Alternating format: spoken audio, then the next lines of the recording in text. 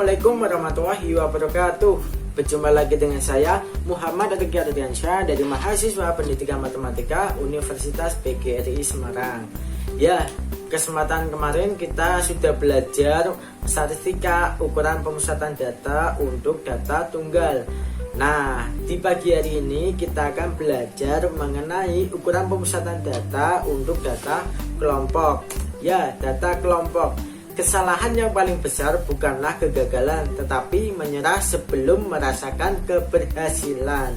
Jadi kita harus tetap semangat dalam belajar matematika walaupun keadaan dan situasinya seperti ini.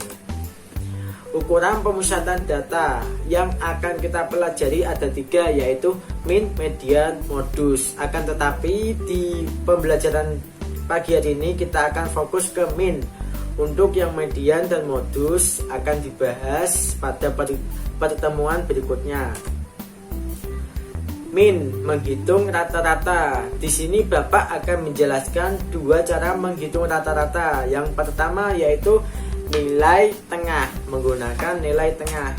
Ini dia rumusnya, yaitu sigma Fi kali Xi dari 1 sampai N, I-nya dibagi sigma Fi I dari 1 sampai N, atau bisa dijabarkan satu per satu seperti rumus di bagian kiri dengan keterangan Xi adalah nilai tengah kelas interval ke I. Nah, artinya di sini masing-masing kelas memiliki nilai tengah masing-masing gitu ya. Begitu juga Fi, frekuensi atau banyaknya data, dan N adalah banyaknya kelas interval. Yang kedua, menghitung rata-rata menggunakan rata-rata sementara. Jadi kita menduga-duga atau mengambil nilai untuk rata-rata sementaranya, yaitu rumusnya seperti ini. X bar sama dengan XS bar ditambah sigma Fi kali Di dari 1 sampai N dibagi sigma Fi dari 1 sampai N. Dengan X bar rata-rata, XS bar sama dengan rata-rata sementara, dan DI. Nah, DI di sini adalah simpangan nilai data ke I, di mana DI sendiri ada rumusnya, yaitu Xi dikurangi XS sementara tadi yang sudah ditentukan. Ingat, DI sama dengan Xi dikurangi XS bar. Oke, kita langsung ke contoh soal. Tentukan min atau rata-rata dari tabel distribusi frekuensi data kelompok berikut ini dengan cara nilai tengah dan rata-rata sementara. Ya, ini dia datanya. Di sini bisa kita lihat ada 7 kelas dengan jumlah frekuensi adalah 50. Yang pertama, menggunakan nilai tengah. Tentu yang pertama kali kita lakukan adalah mencari nilai tengahnya. Ya, pada kelas pertama nilai tengahnya didapat 24,5. Dapat dari mana, Pak? Dari batas bawah ditambah batas atas dibagi 2. Nah, masih ingat kan? Batas bawah 20 ditambah 29 dibagi 2, hasilnya nih 24. Ini ya, hasilnya adalah 24. Untuk kelas kedua ya sama, 30 ditambah 39 hasilnya 34,5. Begitu juga kelas-kelas yang lain, bisa dicari sendiri nanti buat bahan percobaan, buat latihan. Oke, selanjutnya kita cari nilai F dikali X. F nya berapa tadi? Kelas pertama sudah diketahui F nya jumlahnya 4, X nya 24,5, tinggal dikalikan didapat 98.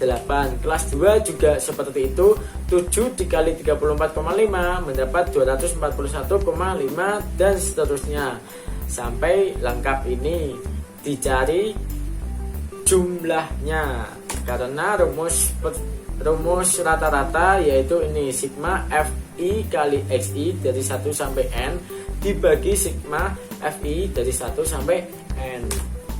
Jadi tabel diperoleh sigma F adalah 50. Ini ya, 50. Dan sigma F kali X adalah sekian. Sekian ini. Maka rata-rata adalah, nah, jadi rata-ratanya adalah yang sudah menemukan bisa langsung segera di-share ke WA group untuk didiskusikan bersama-sama. Oke, semangat. Kemudian cara yang kedua menggunakan cara rata-rata sementara. Nah, yang pertama kali lakukan adalah menentukan rata-rata sementara. Setelah kita ketahui titik tengah semuanya ini, kita menentukan rata-rata sementara, memilih. Jadi bebas mau pilih yang mana. 24,5 boleh Pak? Boleh. 34,5 boleh Pak? Boleh. Tapi di sini Bapak memilih 54,5. Nah, untuk selanjutnya adalah kita mencari penyimpangan atau D dengan rumus XI dikurangi XS sementara atau rata-rata sementara. XI itu apa Pak? Nilai tengah. Ya, nilai tengahnya nih 24,5. Pada kelas pertama nilai tengahnya 24,5. XS adalah 54,5. Nah, 24,5 dikurangi 54,5 hasilnya adalah negatif 30. Ya. Begitu juga kelas kedua 34,5 dikurangi 54,5 hasilnya negatif 20. Begitu juga kelas lainnya, dikurangkan saja. Nah, sampai lengkap datanya. Silahkan dicari sendiri. Untuk langkah selanjutnya adalah kita mencari F kali D. F kali D, frekuensi kali penyimpangan. Pada kelas pertama sudah kita ketahui frekuensinya ada 4 dan D-nya adalah negatif 30, sehingga didapat negatif 120 kali. Kelas kedua ada 7 dikali negatif 20, hasilnya adalah negatif 140. Begitu juga seterusnya sampai datanya lengkap. Kemudian dicari jumlahnya ini ada berapa, sigma F kali D. Nah, jumlahnya. Ingat, rumusnya seperti ini. Rumus rata-ratanya sama dengan XS atau rata-rata sementara ditambah sigma FI kali DI dibagi sigma FI. Jika XS sama dengan 54,5, Bapak tadi milih 54,5 ya, maka dari tabel diperoleh X bar sama dengan 54,5 ditambah sigma F kali D dibagi 50 berdasarkan rumus ini ya, sama dengan, nah, dihitung hasilnya. Apakah hasilnya sama dengan menggunakan cara nilai tengah sama atau tidak? Nah, pertanyaan tersebut bisa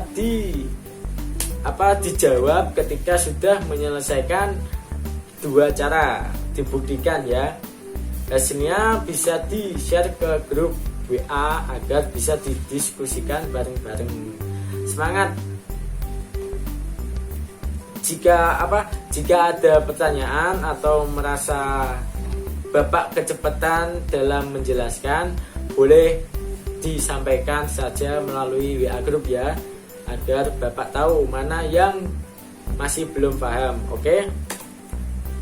Sekian dari Bapak, kurang lebihnya mohon maaf. Wabillahi taufiq wal hidayah. Wassalamualaikum warahmatullahi wabarakatuh. Sampai jumpa.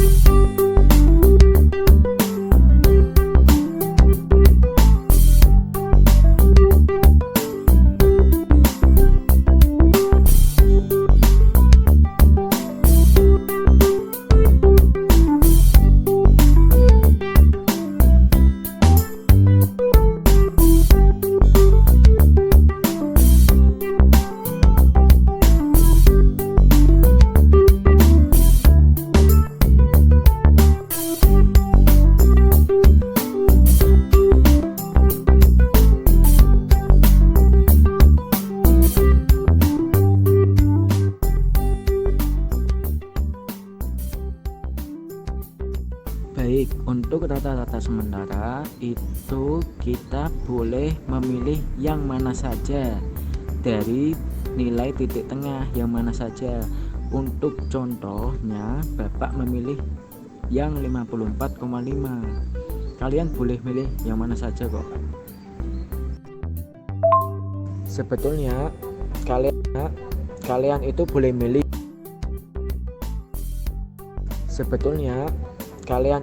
milih mau menggunakan cara yang mana yang lebih nyaman buat kalian. Cuma di sini Bapak menyampaikan ada cara lain, yaitu menggunakan rata-rata sementara gitu ya.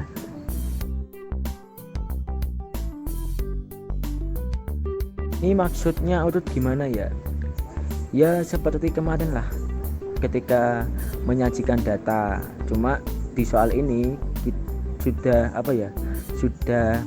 tersajikan dalam bentuk tabel. Kalau pertemuan yang kemarin kan masih acak-acakan. Jadi kita harus mengurutkan terlebih dahulu terus menyajikan ke dalam bentuk tabel seperti itu.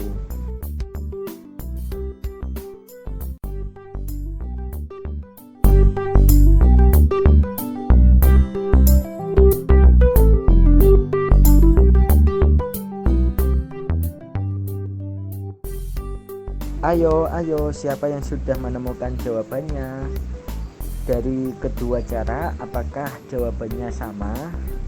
Yuk, Bapak tunggu.